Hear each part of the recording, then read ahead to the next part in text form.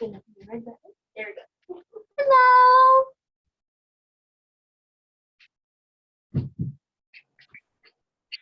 Hello.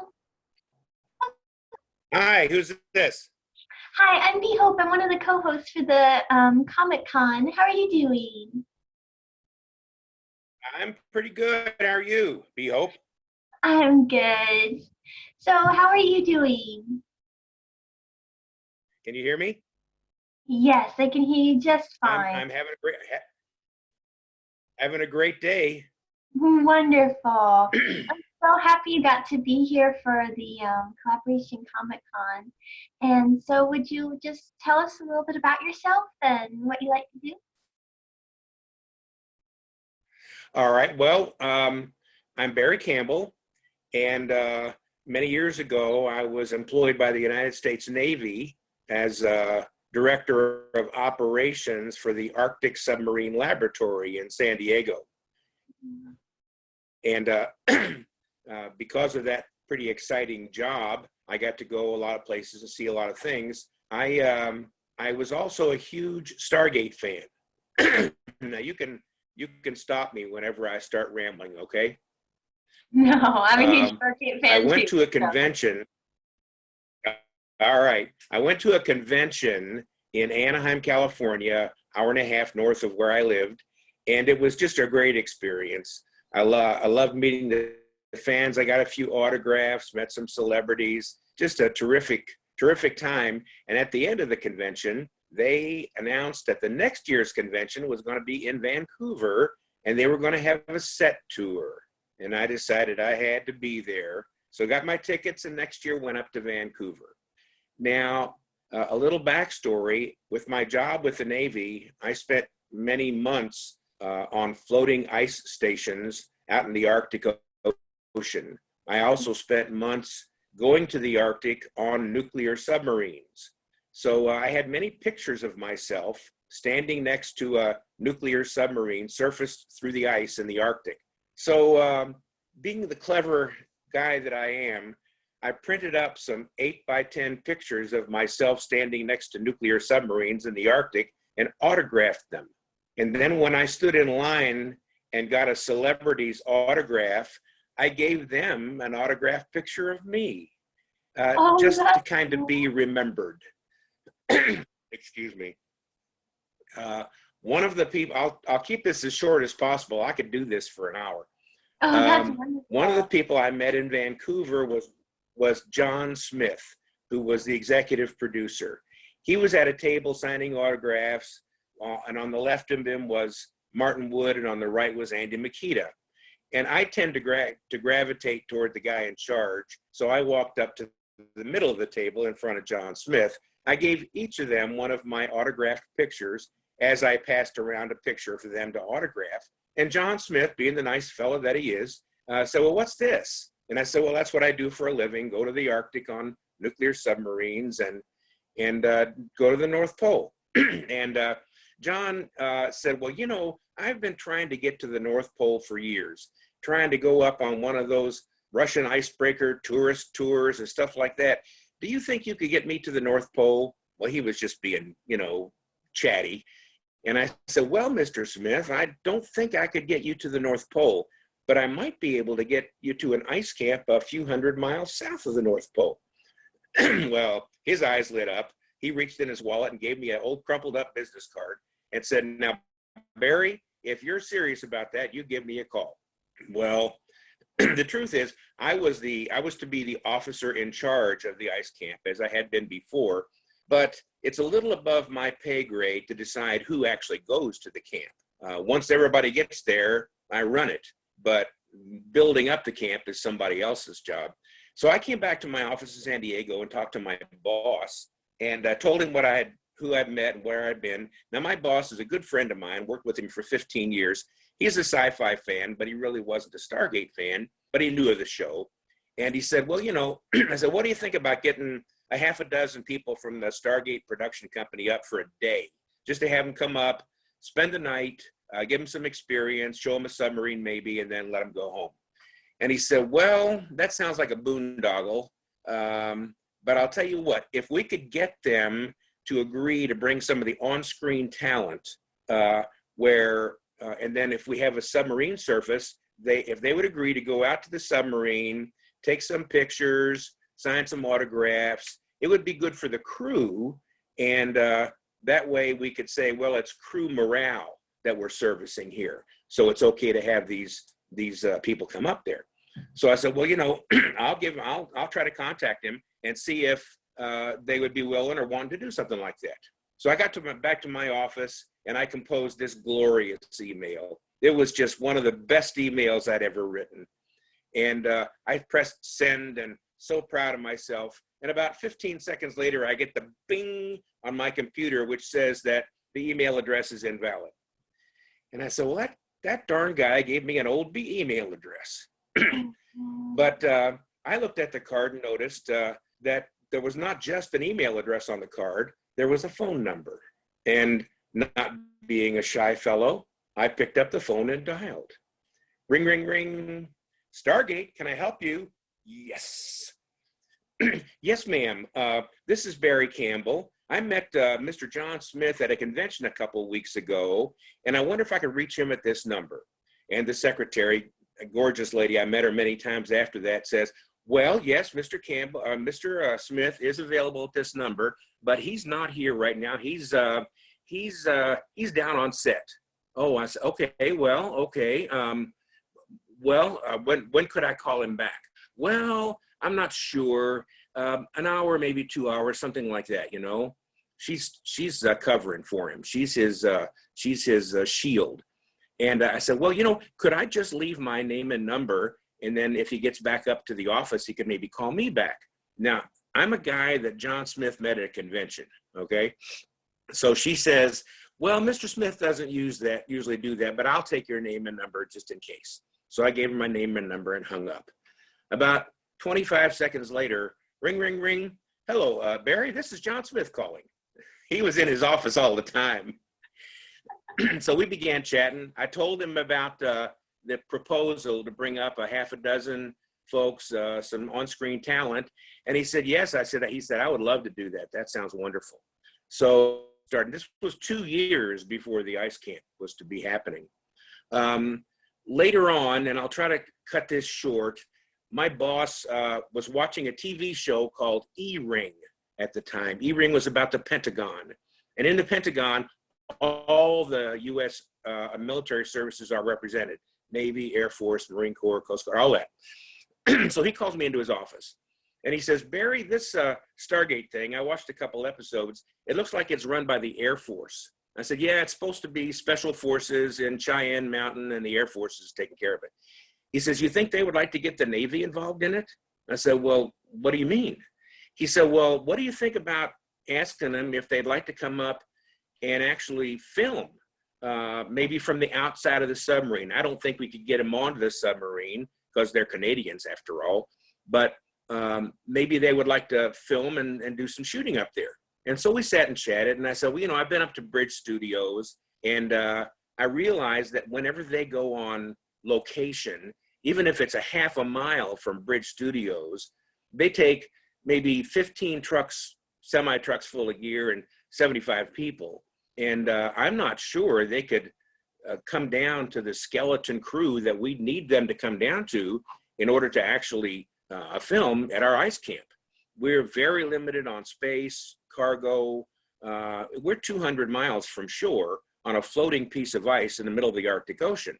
So we said, we talked, and he said, well, if you could get them to agree to about 5,000 pounds of equipment and a dozen people, we could have them up there for 3 or 4 days, and they could do whatever filming they could do from outside the submarine. So I said, well, let me give Mr. Smith a call and see what happens. So I talked to him, and he said, you know, you're right, Barry. I'm not sure we could scale down to the scale you're talking about and get an adequate shoot. But let me talk to Brad Smith and see what he thinks about doing this. So the story goes, and I wasn't there, of course, but this I heard from John and later from Brad. John goes into Brad's office and sits down in front of his desk and says, hey, Brad, I met this guy from America that works for the U.S. Navy, and he thinks he can get us up to the Arctic Ocean to film a nuclear submarine surfacing through the ice. What do you think about doing a movie coming up? And Brad said, well, John, I'm not sure that you have watched our Stargate, but in our show, we go through the Stargate to different planets. Now, I assume that we could film in the Arctic and pretend it's an ice planet or something like that. But if a nuclear submarine, a U.S. nuclear submarine, comes busting up through the ice, that's kind of blow the illusion of a different planet. And John said, yeah, I can see that. But you're the genius showrunner. Figure it out. And left. And that was the beginning of Brad's thinking about how to write a movie that involves the United States Navy and a nuclear submarine surfacing through the ice. So in truth, according to Brad, much of the outline of the Stargate Continuum movie was based on the fact that they were going to have a nuclear submarine surface through the ice. So went back and talked to my boss. He had, in the meantime, been talking to Big Navy in Washington, D.C., and they saw this as a golden opportunity and offered to let the Stargate company film on the submarine instead of just filming from outside. So 2 years later, after much negotiation on Brad's part, or on John's part with MGM, and on my part and my boss's part with the Navy, we got 18 members of the Stargate production company up to, and 7,500 pounds of equipment. You can see how that blew up, up to our ice camp, and they lived there for a week. And they filmed about a half an hour of Stargate Continuum in the Arctic. And I'm a one-trick pony. That's my story. That's amazing. That's really cool. I had no idea that that's why they actually filmed it. So cool. Yeah, that was how they came up with it. We had our ice camp in March of 2007, and they were scheduled to start principal photography in May of that year. So all of their production people and actors were on contract for May. So they had to scramble to find people who could actually participate in March. And so they got Richard Dean Anderson, Amanda Tapping, Ben Browder, and Michael Shanks, and began writing the script. Brad began writing the script. Well, probably in January or so, I got a call from Brad Wright at my desk in San Diego, and he said, Barry, I've run into a snag. He said, I've got a script written with the three main actors trudging through the Arctic, meeting up with Richard Dean Anderson, but Michael Shanks had a previous engagement. He's going to be filming 3 episodes of the TV show 24 during March and can't come to the Arctic. So I have to figure out a way to make it so he doesn't have to trudge through the ice in the Arctic with Amanda and Ben. So we chatted for about half an hour, going back and forth with ideas. And Brad came up with the idea of having Michael step through the floor and get his foot all wet, and it froze and he couldn't walk on it. And we both agreed that that was plausible. So that's how he made it so that Michael didn't have to be in the Arctic. Now, when you see them climbing out of that boat in the movie, you've seen the movie, have you? Yeah. Stargate Continuum? I've seen all the Stargate probably. shows, all the series, all the movies. Total geek here. I figured so. I figured you did. When you see them climbing out of the boat and sliding down the side of it, that was filmed on set in Vancouver. So that was not actually up in the Arctic. And then when the crew was up in the Arctic on the submarine in the wardroom, they took thousands of pictures and audio of the wardroom and constructed an identical wardroom on set in Vancouver for that scene where Michael is laying on the table and Richard Dean Anderson comes in and talks to the 3 of them about what is this thing, this Stargate thing. That was actually filmed on their set in Vancouver. And then, now here's something that I found very interesting. When they were in the Arctic in March, they filmed the part of the scene where Richard Dean Anderson leaves the wardroom and speaks to a sailor and says something like, I want those people to stay in the wardroom unless they have to go down to the head until I can figure out what to do with them. And then he storms off.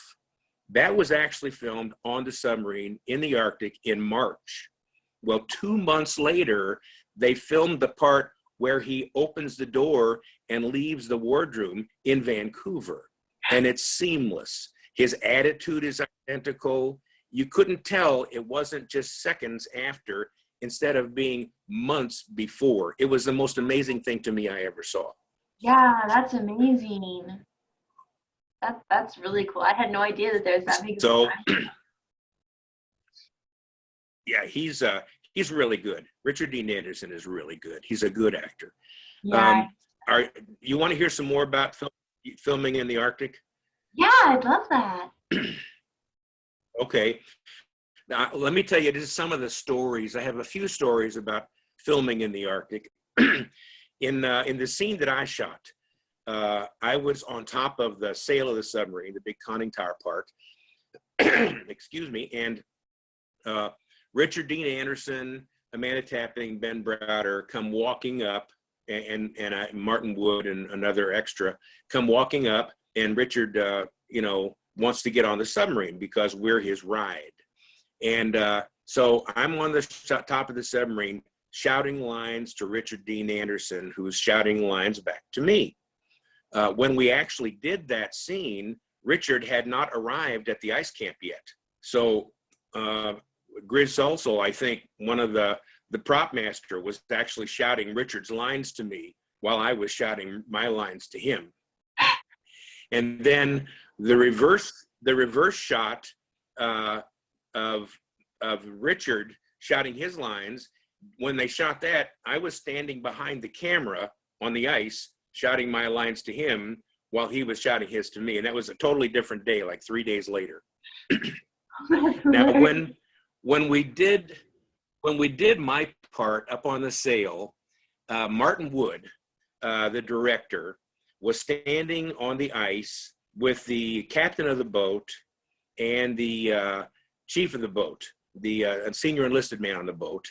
And the senior enlisted man had a walkie-talkie, and he was talking to the folks in the control room because Martin wanted some of the masts on the top of the sail to come up behind me before I delivered my lines.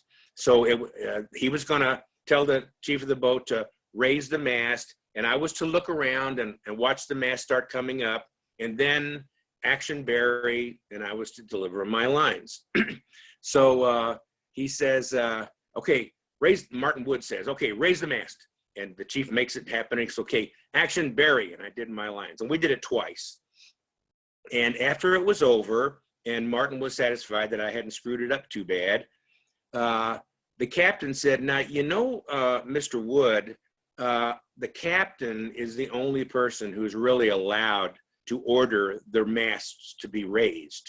And Martin said, oh my God, I didn't realize that. He said, oh, that's all right. That's all right. I was here, so it was okay. But just so you'll know, you're not really supposed to be able to order that. And Martin said, oh, I'm so sorry. He said, I'll tell you what, the only guy on the set that's allowed to call action and cut is the director. But why don't I let you do that on one of the scenes we fire? I'll let you do the action and the cut. And the captain said, all right, that's a pretty good trade. I'll do that. Well, the scene that the captain got to say action and cut was the one where Richard Dean Anderson walked out of the wardroom and spoke to the sailor and then walked down the hallway. And so the captain says, action. And Richard opens the door, delivers his lines, interacts with the sailor, turns and storms down the hallway. And then the captain says, cut. Anderson, get back here and do it like you mean it. That's hilarious. So he took his revenge. Oh, that's funny. It was just they really had a good time. The crew, of course, was just loving it. Having Amanda on the ship. There are other guys they really didn't care much about, but It was pretty good. Now, one of the scenes they filmed for the movie was a scene when the submarine submerged after they buttoned all the hatches up and they wanted to dive and go below the ice. And the director of photography had a small camera in an underwater rig, and we had cut a hole in the ice. The ice the submarine surfaced through was about 2 feet thick. The remainder of the ice, where everybody was normally standing, was 5 to 8 to 10 feet thick, so it was very safe. Now, the 2 feet ice is pretty safe, but when you get a submarine coming up and breaking it up a little bit, it shakes and rattles and rocks a little bit. So we had a hole cut in this 2 foot thick ice on the forward starboard part of the ship with the camera down through the hole. And then there's a film crew there. Now, my second in command was also there as the man in charge of this film crew, at least for their safety. And so there were about 6 people on the ice. And my second in command and I talked about what happens if, when the submarine starts to submerge, the ice begins to break up. We don't want everybody to fall in the ocean. So we took out a Zodiac rubber raft, and we sat it next to them. And the instructions were that if I tell you to, everybody roll into the Zodiac. And then if the ice breaks up, we'll all just be floating on the Zodiac and we'll get pulled back to the thick ice. Now, that didn't happen, of course, but we were ready for it. So Martin was out there, and director of photography, and a couple of camera people, and my guy. And the submarine went down, and it all just came out like a champ. But Martin admits at the end of that filming, he was very, very nervous about shooting that one scene. But it came out just really nice. It was just a really perfect scene. And it was real. It was the real submarine surfacing under through real ice. That is so cool. Wow, that is amazing. Do you have any specific questions for me, or would you like me to just chatter? I love hearing your stories. I'd love to hear some more if that's all right. All right, yeah, let me see. When I first proposed this, and my boss and I worked out that we were actually going to have 18 Canadian film people come up to my ice camp. My crew, professionals all, about 60 people were at the ice camp working for me. My crew were very dubious about having these prima donna Hollywood types come up to the ice camp, because they figured they'd have to have one person assigned to each of them to keep them out of trouble, because they just knew these guys were going to wander off and get lost and be wanting to make snow angels and just do all kind of stuff. And it turns out that it wasn't that way at all. And I knew it wasn't going to be that way, because I'd met most of the crew that John selected to come up. They came in off the airplanes with their 7,500 pounds of gear, and they worked like a well-oiled machine. It was obvious these people were very professional, knew exactly what they needed to do, knew how to work together, and were serious about getting a job done. And they came on an afternoon, and we had now the sun didn't go down till quite late at night, so we had dinner, and then after dinner they wanted to film their first scene, and so my crew helped them get set up on the outskirts of the camp. The first scene they filmed was the scene of Ben and Amanda walking toward us with the sunrise in the background, chatting about what was going on with Ball and the timeline and all that stuff.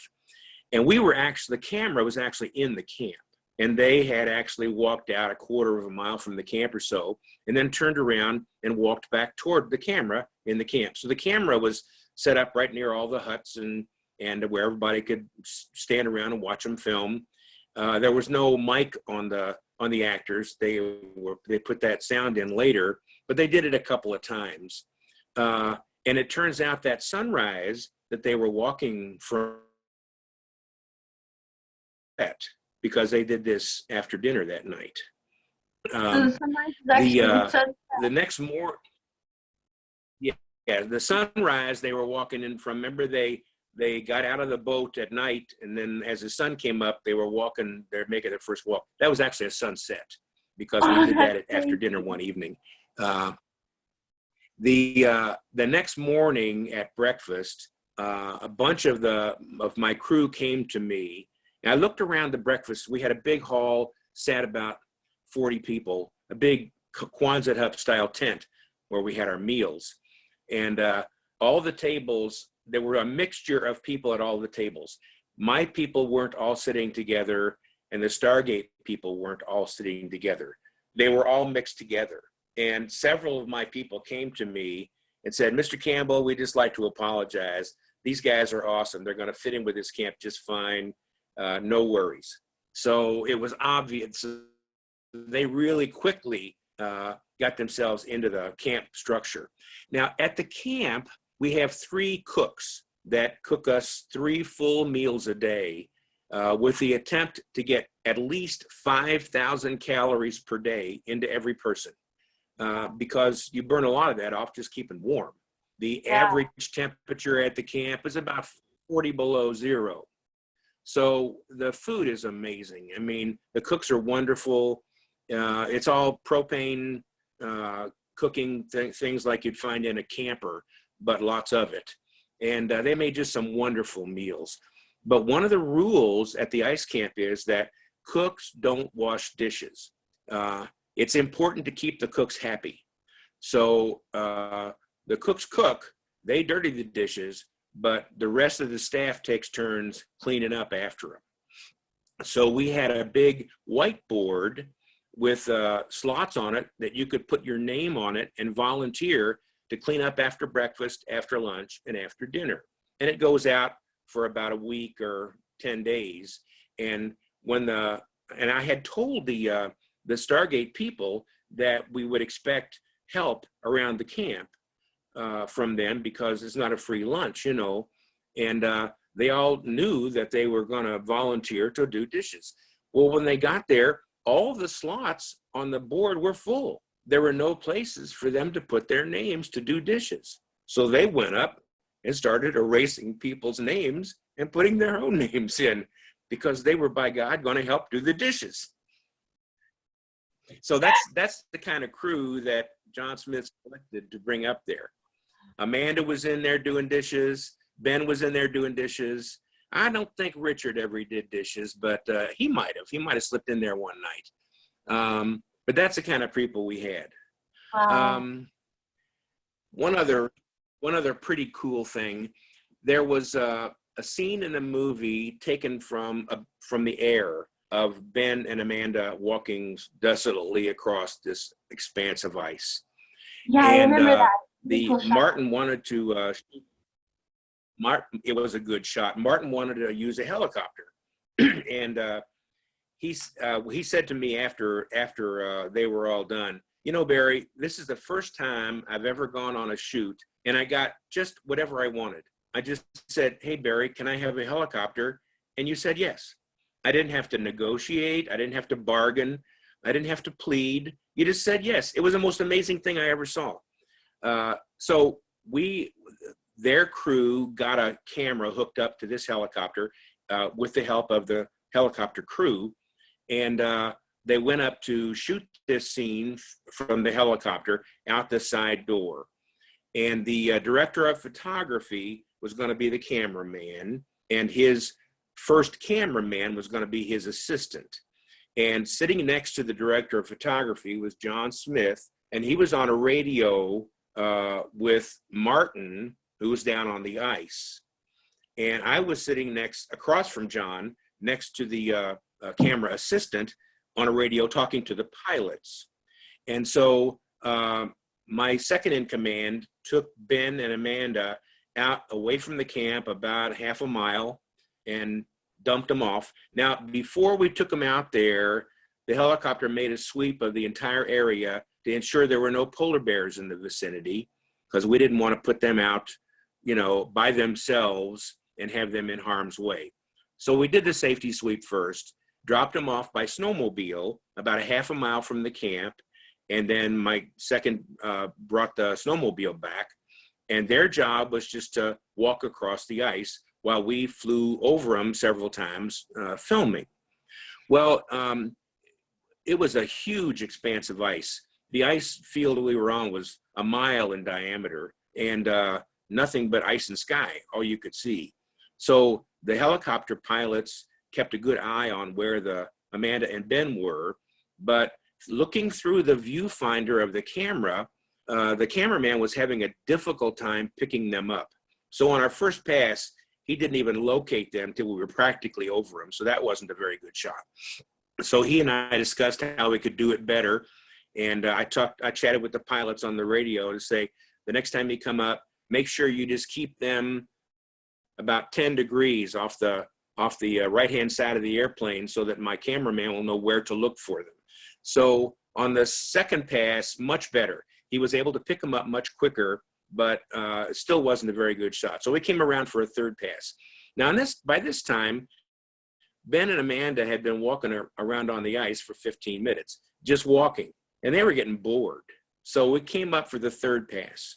And on the third pass, we came by, and it was perfect. The cameraman picked them up early. The sun was in the right place. He flew by, and as he flew by, I hear him say, "They're making snow angels."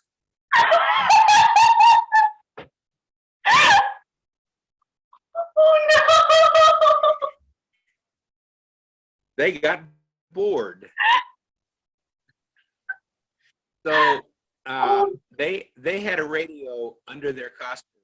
So John talked to Martin talked to them, and we made a fourth pass. And that's the pass that you see in the movie after they had gotten done screwing around making snow angels.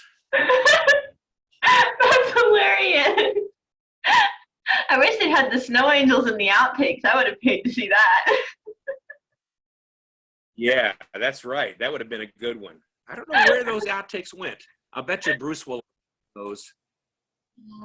That was let's see, what other?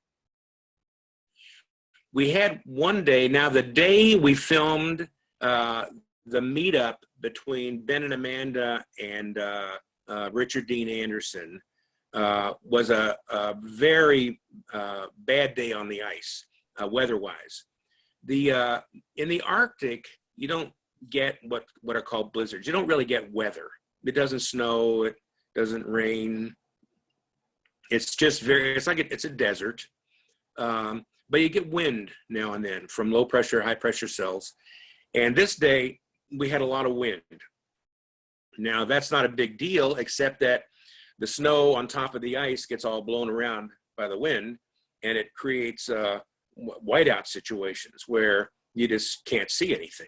So it's tough. We can't fly helicopters in that because the helicopters can't discern where the ice is to do their landing because the wind is blowing like that. So some of the operations that we had scheduled, for example, we were going to fly out to where the submarine was going to surface and shoot the scene of the submarine surfacing and the scene of me on top of the submarine and the crew and Richard Dean and the others inside, but we couldn't get out to where the submarine was going to surface because of the weather.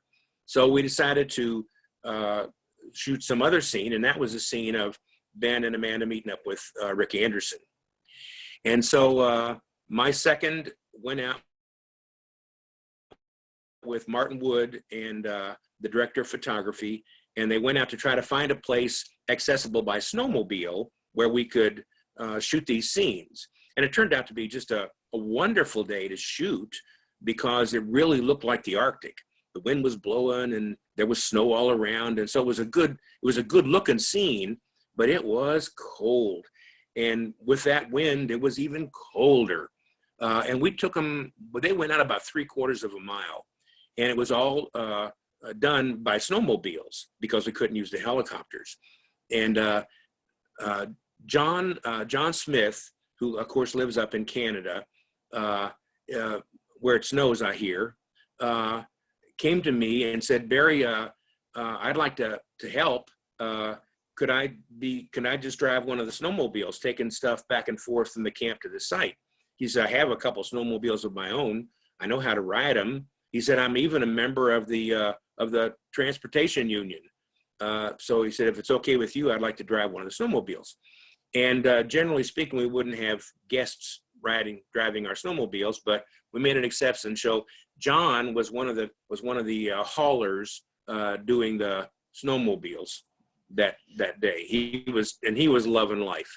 He was back and forth between the camp and the shoot all day long, just in heaven, driving around out there and helping out.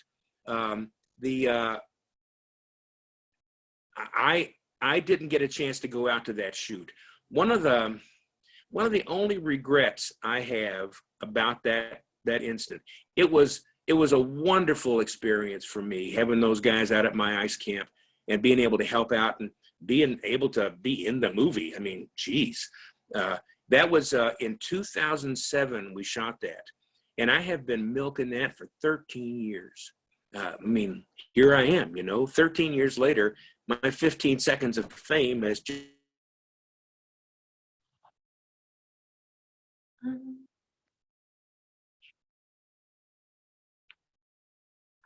Barry, it looks like I lost you for a minute there. Okay. I have. Okay. Am I back? Yes, you're back. Did you lose me? Yeah, I'm not sure what happened there. I had an incoming call. Oh, all so right. It's gone now. Well, we've got weird weather here today, so everything's a little slow. Yeah. Okay. One of the only regrets I have is that I was actually the officer in charge of the ice camp. I had a job, and I'd get up usually about 5 a.m. and get a cup of coffee and then go to the command hut and check in with what happened overnight and do all the things I was supposed to do. And I did get a chance to spend some time with the film crew when they were around camp. When they were filming that first night, I was out there behind the camera just watching and loving and having a big time. And I got a chance to socialize with Amanda and Ben and Rick some and Martin and some of the other crew, which I've become close friends with. In fact, I just shared a text message with Amanda yesterday. So that was just kind of cool. But the only regret I have is that I didn't get a chance to spend as much time with them as I wanted to. My crew that was at the ice camp had a whole lot more fun with them than I did, because they didn't work from 5 in the morning to 11 at night straight through. They had breaks during the day. The only breaks I got were to take meals, and sometimes I took my meals in the command hut. So, but all in all, it was one of the highlights of my Navy career. And of course, it's been a highlight of my life to be able to be involved with that group of people and to be involved with people like you and to tell my story and let people know that even a measly old fan can do something in this big Stargate world. Well, thank you. Thank you so much. This has been absolutely incredible. Thank you so much for sharing your story and taking the time to be part of this. It was just amazing. Thank you so much. It was fun. You're very, very welcome. I really, anytime I can have a chance to talk about Stargate, I'll jump on it. Well, thank you so much. And thank you for everyone who's been watching. If you'd like to support Barry and the other speakers here, you can purchase tickets to the Comic-Con, or you can support us via our Patreon page. So thank you so much. And thank you again, Barry. This was amazing. Bye. Okay, you're very welcome. Bye-bye.